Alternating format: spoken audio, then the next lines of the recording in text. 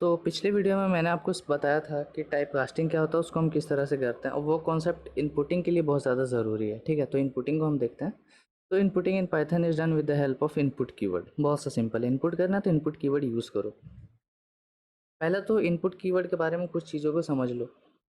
Input keyword जो है वो इसका सिंटेक्स क्या होता है, तो आप कुछ इस तरह से कर सकते हो कि आपको जैसे कोई डेटा को इनपुट लेना है, तो इनपुट लेके आपको उसको कहीं स्टोर तो करना पड़ेगा।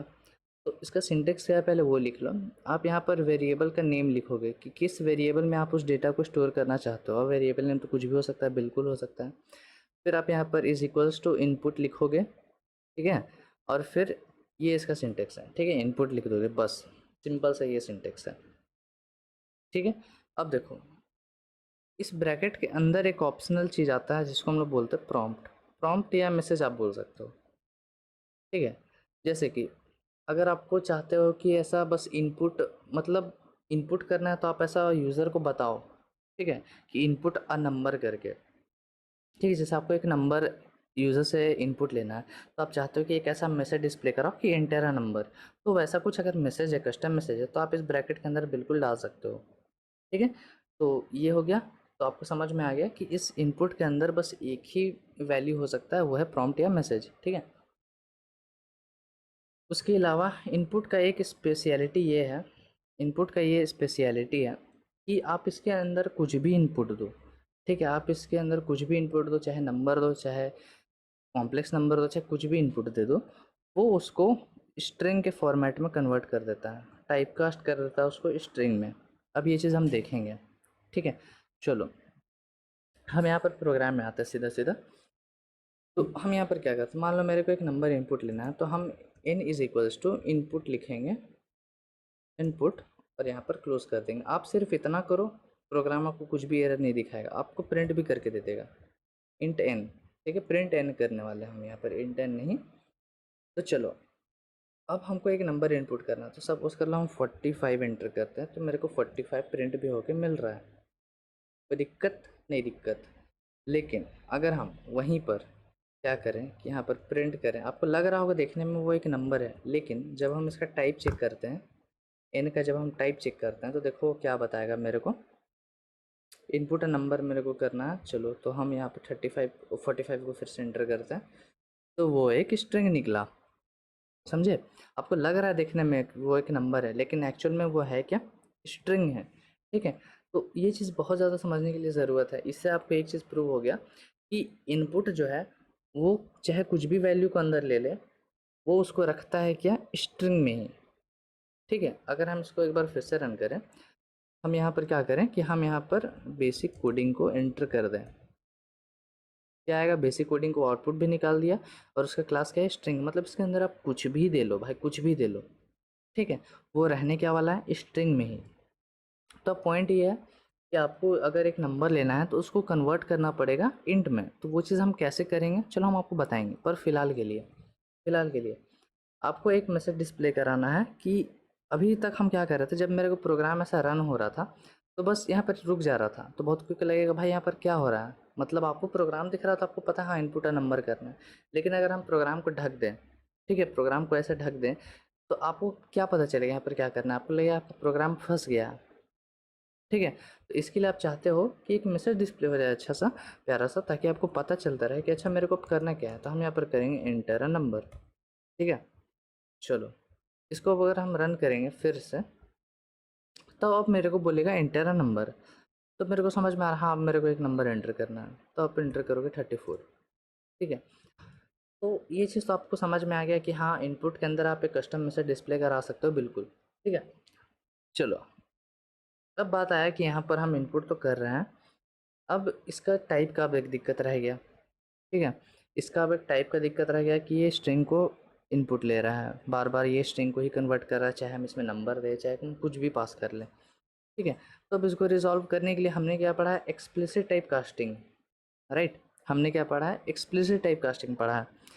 तो हम क्या कर सकते हैं, इसके अंदर से जो भी मेरे पास इनपुट आएगा, ठीक है, इन में जो भी इनपुट आएगा हम उसको टाइप कास्ट कर देंगे इंट में। तो हम यहाँ पर क्या कर सकते हैं, int is equals to int of n कर सकते हैं, ठीक है। अब अगर हम इसको रन करेंगे, मेरे को बोलेगा एंटर नंबर, मान लो हम डालेंगे यहाँ पर 10, तो 10 मेरे पास प्रिंट होके आ जा रहा है।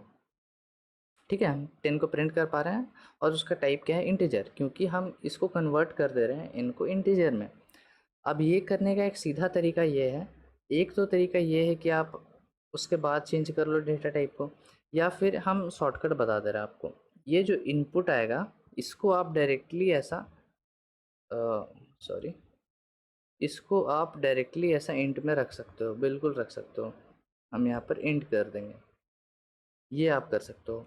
अब अगर हम इसको फिर से रन करेंगे, एंटर अ नंबर, हम 10 एंटर करेंगे, तो अब वो इंटीजर में कन्वर्ट हो चुका है। समझ में आ रही चीज़? तो यहाँ पर पॉइंट ये है कि आप इसके, ये जो कंफ्यूज होने लायक इसमें कोई भी चीज़ नहीं है। ठीक है, ये इनपुट क्या कर रहा है, एक स्ट्रिंग ले रहा है। ठीक है, ये इतना पार्ट बस स्ट्रिंग ले रहा है, इतना बात याद रखना। ठीक है, वो एन स्ट्रिंग नहीं ले रहा, बस इतना पार्ट आपको स्ट्रिंग ला के दे रहा है, फिर वो बाद में एन में स्टोर हो रहा है। ठीक है, काम किस तरह से करता है प्रोग्राम वो देखो। सबसे अंदर का ब्रैकेट में क्या है, एंटर अ नंबर, तो पहले पहले तो ये मैसेज डिस्प्ले हुआ। फिर तुमने जो भी इनपुट किया वो इसके अंदर अभी भी कैद है। ठीक है, इसको इस ब्रैकेट के बाहर अभी भी निकलना है, तो इसके अंदर अभी 45 स्ट्रिंग प्रेजेंट है। ठीक है, 45 स्ट्रिंग क्या है, प्रेजेंट है। तो अब जैसे ही वो स्ट्रिंग बाहर निकला तो उसको मिल गया इंट, तब उसको तो भैया उसको इंटीजर में कन्वर्ट होना पड़ेगा। तो वो इंटीजर में कन्वर्ट हो गया, तब जाके वो एन में स्टोर हुआ। इतना ऑपरेशन होने के बाद में वो एन में जाके स्टोर होता है। ठीक है, ये कॉन्सेप्ट चलता है अपना पूरा प्रोग्राम का। अगर आप फिर से हम इसको रन करें और अगर हम यहाँ पर अब दे दें बेसिक कोडिंग, क्या होगा, एरर आएगा। क्यों आया, वैल्यू एरर है, मतलब तुमने इसको टाइपकास्ट तो किया है इंट में, लेकिन पिछले ही प्रोग्राम में हमने देखा था, पिछले प्रोग्राम हमने क्या देखा था यहाँ पर, रुको अच्छा वो चीज़ मैंने हटा दिया, अच्छा छोड़ो। मैंने आपको क्या बताया था कि एक स्ट्रिंग को हम इंटीजर में नहीं कन्वर्ट कर सकते हैं। कब, जब उस स्ट्रिंग के अंदर अल्फ़ाबेट्स आ रहे हैं। तो हाँ, यहाँ बहुत सारा अल्फ़ाबेट्स आ रहा है भाई, एक नहीं, पूरा अल्फ़ाबेट्स का पूरा ग्रुप आ रहा है।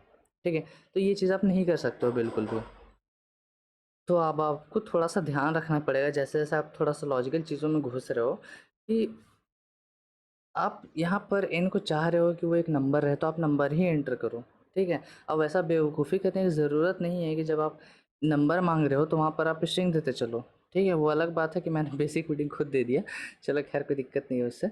तो ये चीज़ सिंपल सा कॉन्सेप्ट है आपका इनपुटिंग का। ठीक है, आपको अगर यहाँ पर फ्लोट लेना होगा तो आप यहाँ पर किस डेटा टाइप को कास्ट कर दोगे, फ्लोट में कास्ट कर दोगे। ठीक है, चलो इसको रन कर देंगे। अब मेरे को बोलेगा एंटर, अब मैसेज भी उसी तरह से आपको एंटर करना पड़ेगा। ठीक है, एंटर अ नंबर मतलब यूजुअली हम क्या समझते हैं कि एक रियल नंबर, ठीक है, या इंटीजर नंबर। तो अब हम यहाँ पर लिख देंगे एंटर अ फ्लोटिंग नंबर। ठीक है, इसको हम एक बार फिर से रन कर लेते हैं। एंटर अ फ्लोटिंग नंबर, तो हम डालेंगे यहाँ पर 4.9, तो 4.9 आ गया और वो टाइप कास्ट हो चुका है फ्लोट में। ठीक है, चलो अब मेरे को अगर स्ट्रिंग इनपुट लेना रहेगा तो हम यहाँ पर मैसेज क्या डिस्प्ले कराएंगे, एंटर अ स्ट्रिंग। ठीक है, और इसको किस में टाइप कास्ट करेंगे, एस टी आर में।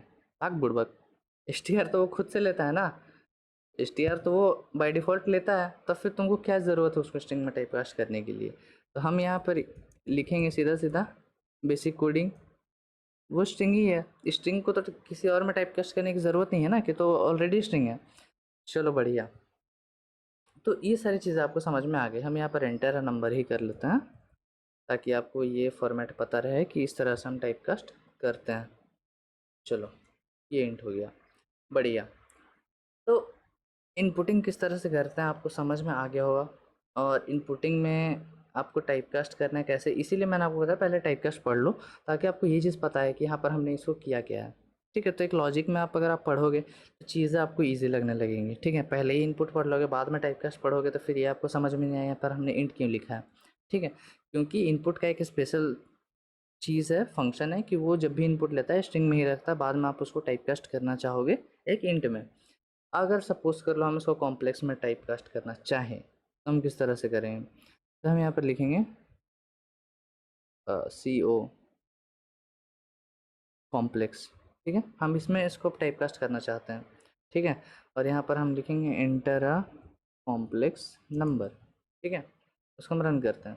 अगर आप सपोज कर लो चलो हम एक एग्जांपल देते हैं आपको। सपोज कर लो आप यहाँ पर 8 एंटर करोगे, बस 8 ही हम डाल रहे हैं यहाँ पर, तो क्या आएगा आउटपुट 8.0j, 8 + 0j। ठीक है, आपका जो ये क्लास है वो तो कॉम्प्लेक्स रहेगा ही, लेकिन जब आप 8 सिंपल दे रहे हो तो वो बस आपका एक रियल पार्ट है। ठीक है, बस वो आपका एक रियल पार्ट है, तो 8 आ गया यहाँ पर, और आपने इमेजिनरी पार्ट दिया नहीं है तो उसको बाय डिफ़ॉल्ट वो 0 कंसिडर कर रहा है। एक और बार हम इनपुट लेके देखते हैं। हम यहाँ पर देंगे 8 + 9j। इसको अगर हम एंटर करें तो 8 + 9 जब वो पूरा आ गया और क्लास आपका कॉम्प्लेक्स है। ठीक है, चलो बढ़िया। तो ये चीज़ को हम क्या करते हैं, 2-3 बार इसको कर लेते हैं ताकि जब हम डिस्क्रिप्शन में कोड दें तो आपके पास 3 लाइन का कोड ना रहे। ठीक है, चलो एंटर नंबर, यहाँ पर हम इसको कर देंगे इंट, और यहाँ पर कर देंगे हम इसको फ्लोट, एंटर फ्लोट नंबर। ठीक है, वेरिएबल का नाम चेंज कर दे रहे हैं यहाँ पर बस। चलो बढ़िया, तो ये सारा चीज़ को हमने करके देखा। तो आई होप आपको समझ में आ गया होगा कि इनपुटिंग हम किस तरह से करते हैं, और इतना इनपुटिंग अभी आपके लिए काफ़ी है। ठीक है, और जैसे जैसे फ्यूचर में ज़्यादा से ज़्यादा आपके पास अलग अलग डेटा टाइप्स आने लगेंगे, लिस्ट आएगा, टपल्स आएगा, डिक्शनरी आएगा, तो वो सारा को इनपुटिंग कैसे लेते हैं वो सारा, जब हम वो सारा डेडिकेटेड टॉपिक आएगा तब हम वहाँ पर डिटेल में डिस्कस करेंगे। ठीक है, तो बाकी इस वीडियो को रखते हैं यहीं पर।